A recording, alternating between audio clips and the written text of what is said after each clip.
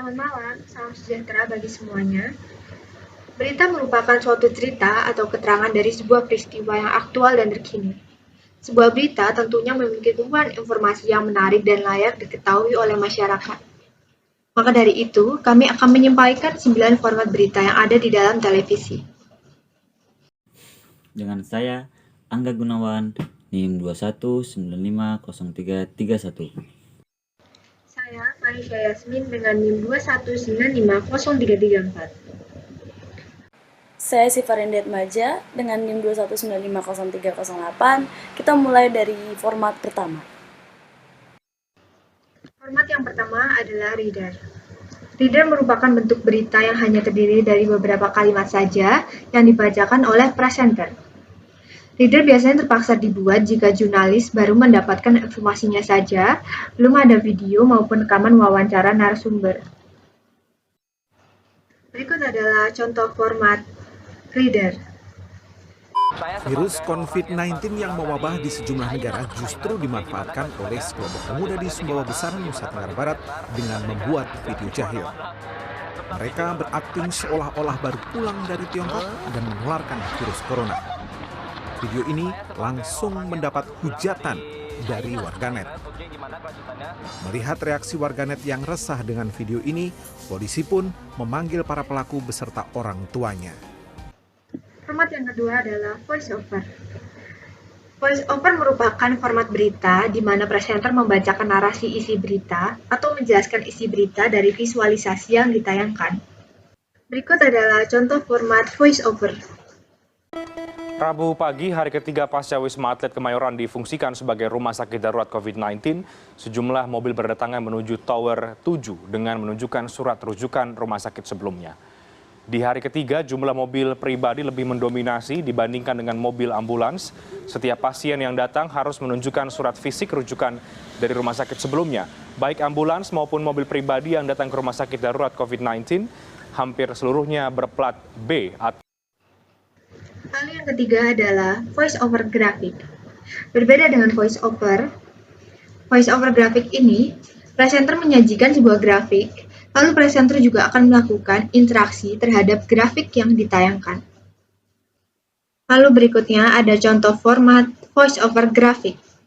Perekonomian Indonesia terkontraksi belum bisa keluar hingga saat ini, tapi diprediksi secara tahunan di 2021 ini akan lebih baik. Kita akan bahas singkat dalam Ekonomi Indonesia Siap Lompat di 2021. Pertama kita akan lihat seperti apa proyeksi beberapa institusi dalam negeri terhadap pertumbuhan ekonomi Indonesia di 2020 dan di 2021 berdasarkan riset yang sudah dilakukan oleh tim CNBC Indonesia. Nah, kita akan lihat yang pertama Bank Danamon ini mengatakan pertumbuhan ekonomi sepanjang tahun 2020 kemarin Indonesia minus 1,78%. Yang keempat adalah sound on tape, di mana presenter hanya membacakan lead in kemudian disusul dengan video wawancara dengan narasumber. Berikut adalah contohnya. Bersama saya Joy Citra Dewi, kita langsung ke informasi pertama. Hari Sabtu ini kami akan mengajak Anda ke Yogyakarta yang tak pernah kehabisan tempat wisata baru. Rekan kami Anita Maya akan mengajak kita berwisata di sekitar kaki Gunung Merapi sambil menikmati kopi dan berburu tempat kekinian untuk menambah koleksi foto di media sosial. Buang sampah pada tempatnya dan buanglah mantan pada yang lebih membutuhkan. Aku kudu kuat, keep move on. Wah, kita udah sampai Mesir. Jika mendatangi tempat wisata, hal wajib yang dilakukan adalah berfoto. Nah, di sini selain terdapat banyak spot foto yang instagramable, kita juga bisa menyaksikan langsung batuan yang merupakan pecahan dari hasil ledakan gunung api purba jutaan tahun yang lalu. Itulah kenapa namanya disebut sebagai 1000 Batu Songgolangit. Nah, yang kelima adalah voice over sound on tape atau VOSOT dengan format berita TV yang memadukan antara voice over dengan sound on tape. Lead in dan isi tubuh berita ini dibacakan oleh penyiar. Pada akhir berita dimunculkanlah SOT dari narasumber sebagai pelengkap berita yang telah dibicarakan. Berikut adalah contohnya. Most of the others, you already see it today, and it's frustrating. Well, it's hard. It's too political. It's an election year. We got recess next week. Well, and there are two different approaches really from Democrats. There are some Democrats who say, let us bring up the House-passed background check bills and put them on the floor, make Republicans take the vote, even though we know where they stand on those issues. Then you have some Democrats like Murphy who are arguing, I want a solution, even if it's small, even if it's incremental, even if it's just a little bit of something that may have stopped this or a future shooting. I think it's worth doing that. And he's actually asking leadership to give him a little more time to have some negotiations with the Republicans. So here's what's in the House bill, H.R. 8, the Bipartisan Background Checks Act. It requires a background check on all gun sales, makes it illegal to sell firearms without a license. It does not create a federal gun registry, which is a giant concern of those who say Big Brother will track my guns. That's what it does. Yang keenam adalah package. Package adalah format berita yang bersifat komprehensif atau menyeluruh dengan awalan dibacakan oleh presenter, namun naskah paketnya dibacakan dan dinarasikan oleh reporter atau pengisi suara. Berikut adalah contohnya. CNN has learned that a former aide to Trump White House Chief of Staff Mark Meadows told the House January 6th committee that then President Donald Trump suggested he approved of these chants that I'm sure you're familiar with now of hang Mike Pence that were coming from people on Capitol Hill, rioters there during the insurrection. Now, the New York Times is now reporting that multiple witnesses told the committee that Meadows told his colleagues that Trump complained that Pence was being whisked to safety. Meadows then said that Trump had said something to the effect of, maybe Pence should be hanged. Joining me now, CNN political analyst and senior political correspondent for the New York Times, Maggie Haberman, who broke this story.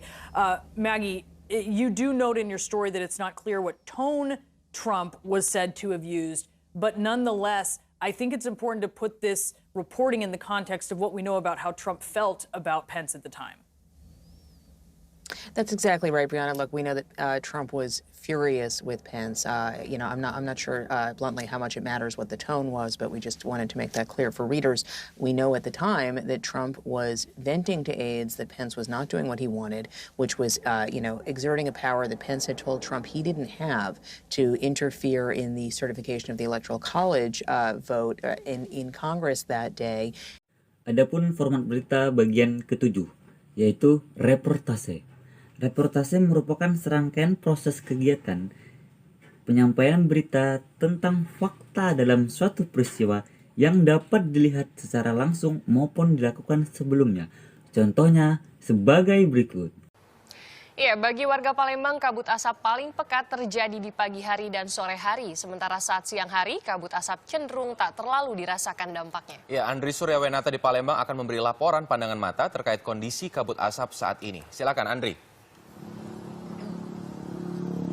Topik dan juga Sheila, sementara yang bisa kami sampaikan langsung dari Palembang, Sumatera Selatan terkait dengan menebalnya kabut asap akibat pembakaran lahan gambut di Provinsi Sumatera Selatan ini memang siang hari tidak terlalu terasa untuk kabut asap sendiri karena untuk pengakuan dari warga sekitar untuk dampak ataupun efek dari menebalnya kabut asap ini lebih terasa ketika sudah menjelang sore hingga pagi hari. Adapun format berita bagian yang ke-8 yaitu Live on Tape atau yang disebut dengan LOT.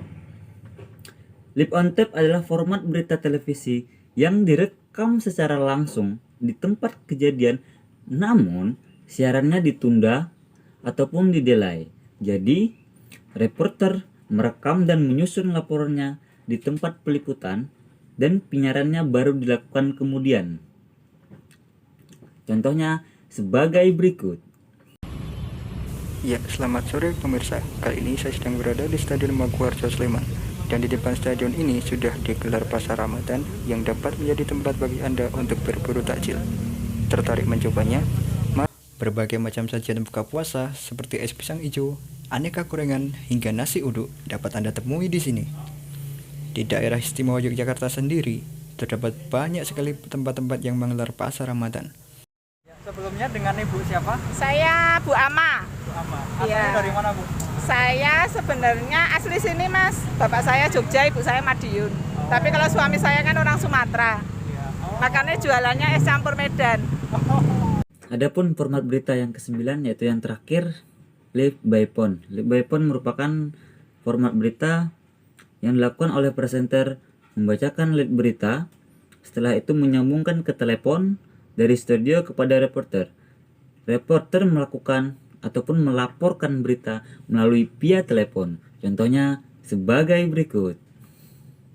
Ya, kita kembali update terkait tsunami di Banten dan juga Lampung. Dan untuk mengetahui lokasi terkini di Kabupaten Pandeglang pasca tsunami, sudah bergabung di saluran telepon Kepala BPBD Provinsi Serang, Bapak Joni Wangga. Selamat pagi. Selamat pagi. Ya, Bapak Joni, boleh diceritakan bagaimana kondisi atau situasi saat ini dan untuk penanganannya sendiri seperti apa, Pak, untuk kawasan terdampak di Banten ini? Iya, khususnya di wilayah dua kecamatan, Kecamatan Anyar dan Kecamatan Cinangka. Ya. Untuk Kecamatan Anyar sendiri itu sudah dinyatakan normal dan tidak ada terdampak. Berikut adalah beberapa format yang kami tampilkan. Semoga apa yang kami tampilkan dapat diterima dan dapat dimengerti dengan baik. Saya Sivanudit Manja, mewakili teman-teman kelompok saya. Pamit undur diri, selamat pagi.